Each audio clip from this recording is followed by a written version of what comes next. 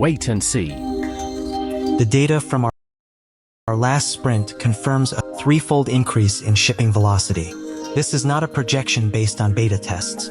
The new 2026 AI Web Dev Pipeline fundamentally alters how React applications hit production. We stopped pasting prompts into chat windows months ago.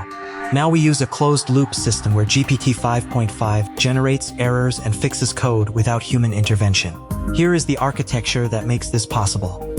We utilize a specialized wrapper around the GPT-5.5 API that accepts functional requirements as input and outputs raw React 2026 components. The critical difference is the intermediate step. Before a human ever sees the code, an automated linting engine parses the syntax, checks accessibility standards, and validates type safety against the project's strict configuration. When the linter flags an error, the system does not pause. It captures the str output and bundles it directly into a new context window for GPT-5.5. The model reads the failure message, analyzes the conflicting logic, and rewrites the specific function or component. This loop repeats until the linting suite passes all checks, usually within 2 or 3 iterations.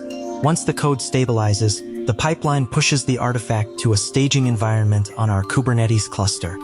The integration handles the container orchestration automatically.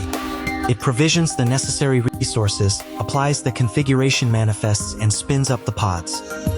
The developer's task shifts from writing individual lines of JavaScript to overseeing system health and architectural decisions.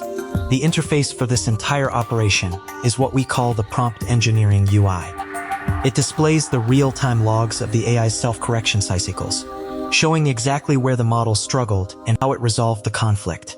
This transparency allows the senior engineer to intervene only when the model hits a logical dead end, typically involving complex business logic rather than syntax errors. This workflow proves that using GPT-5.5 for web development requires more than just a chat window. You need the feedback loops, the automated testing, and the deployment hooks to actually see that 3x productivity multiplier.